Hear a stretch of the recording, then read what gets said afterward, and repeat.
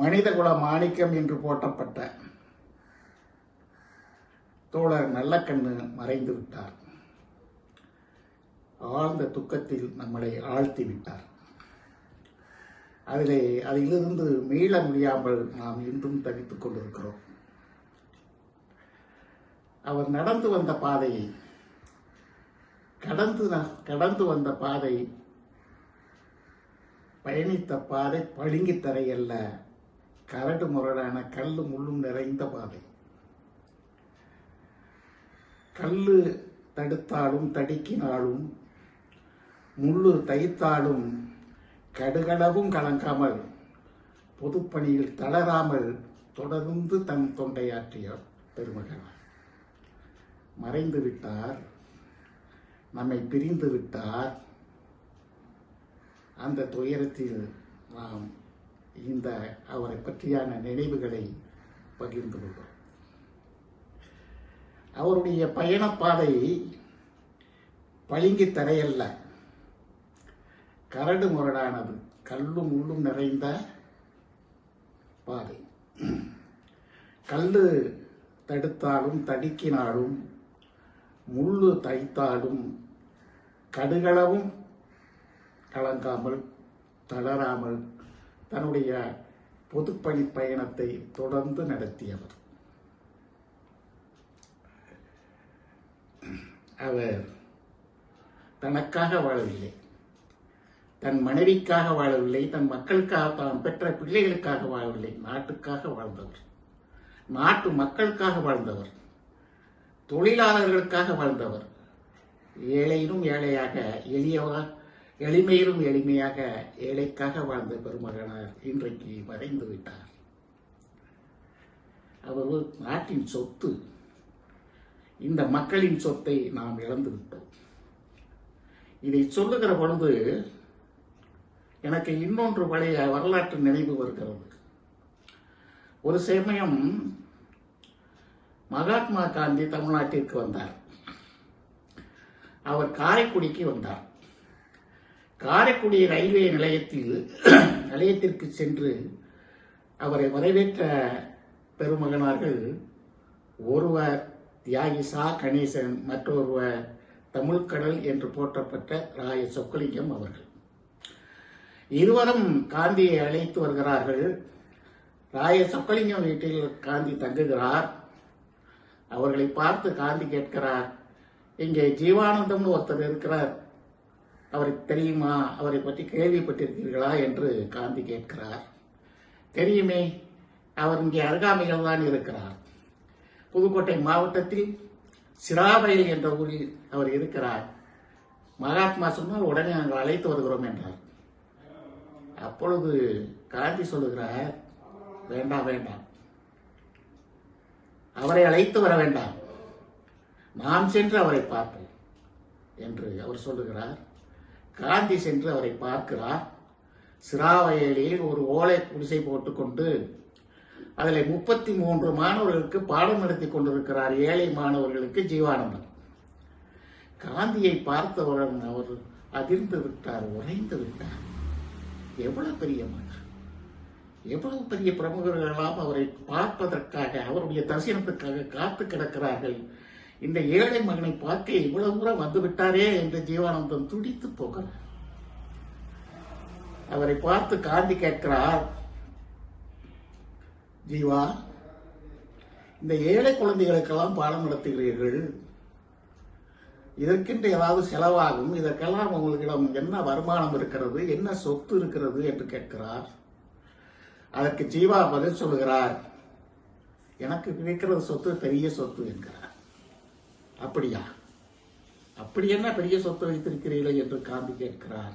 அவர் சொல்கிறார், இந்தியாவே என் சொத்து தான் என்கிறார். இதைவிட பெரிய சொத்து எனக்கு வேற என்ன வேண்டும் என்று அவர் சொல்லுகிறார். காந்தி ஒரு நிமிடம் அதிர்ச்சியில் உறைந்து போனார். என்ன உயர்த்த எண்ணம், எவ்வளவு! அவர் காந்தி உடனே அவருக்கு ஒரு மறுமொழி சொல்லுகிறார், ஜீவா,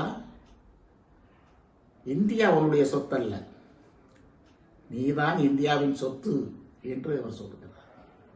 அதை போல அந்த நினைவு எனக்கு இங்கே இவரை பற்றி நல்ல கண்ணை சொல்லுகிற பொழுது அதை போல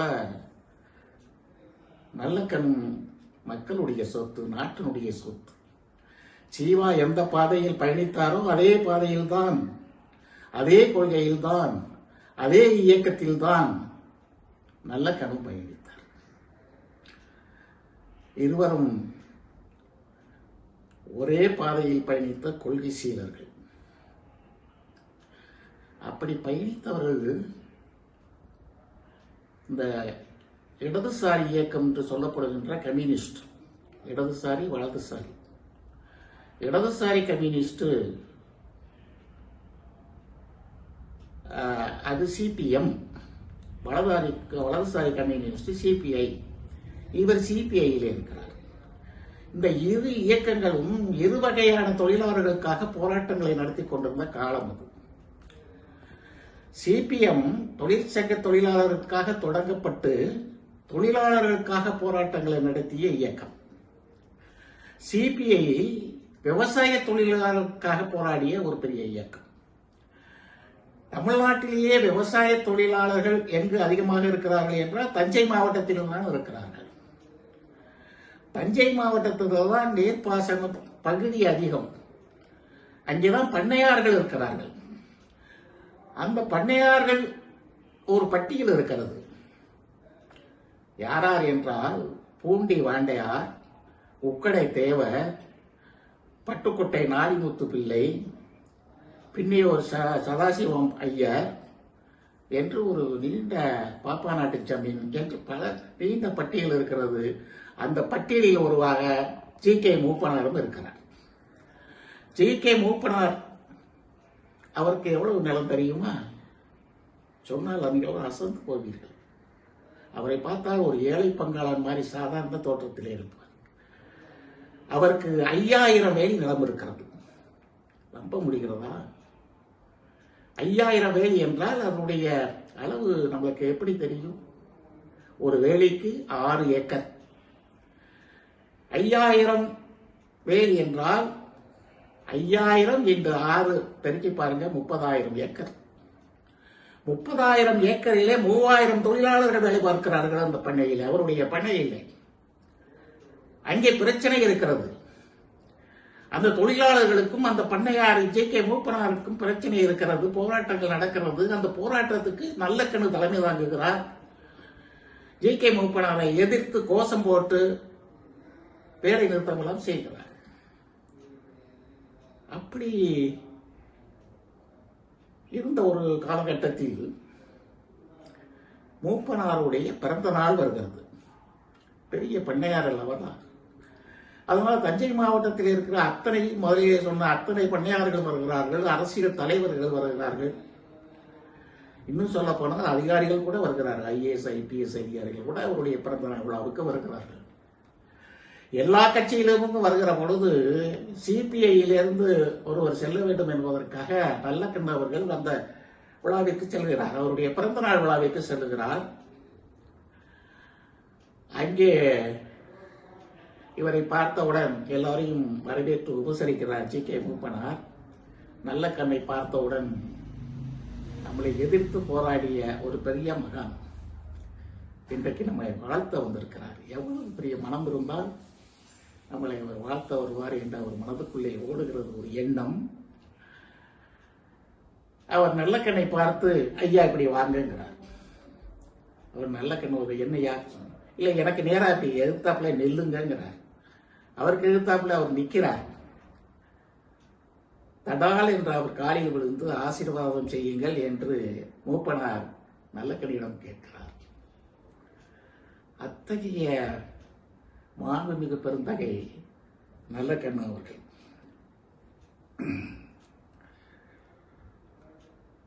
அவர் நாம் சொன்னோம், அவர் தனக்காக வாழவில்லை, மக்களுக்காக வாழ்ந்தார், ஏழைக்காக வாழ்ந்தார், ஏழை தொழிலாளருக்காக வாழ்ந்தார் என்று சொல்கிறோம்.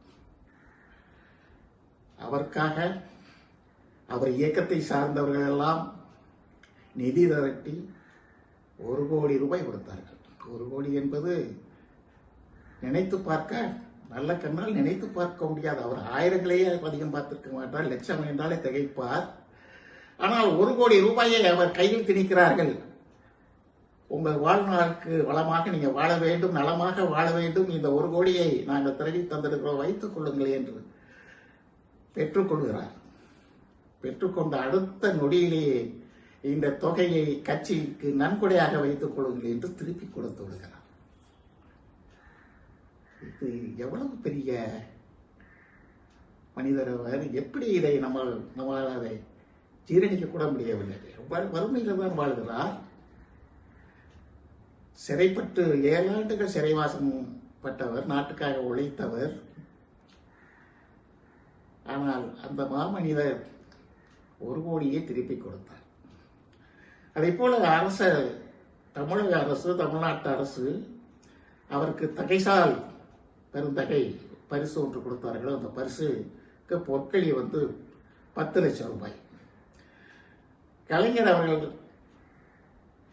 நல்லக்கண்ணியிடம் 10 லட்சம் ரூபாய் கொடுத்த பொழுது மகிழ்ச்சியோடு பெற்றுக்கொண்டு, மகிழ்ச்சியா நன்றியா என்று அவருக்கு நன்றி தெரிவித்து, திருப்பி இது மக்களிடமிருந்து நீங்க பெற்ற பணம், மக்கள் வரியிலிருந்து பெற்ற பணம், அதை நான் சொகுசு வாழ்க்கைக்கு பயன்படுத்தக்கூடாது, இந்த பணத்தை நீங்கள் மக்களுக்காக செலவழிங்க என்று திருப்பி கொடுத்து விட்டார். அப்படிப்பட்ட இத்தகையவர் எப்பொழுதுமே மக்கள், தொழிலாளர்,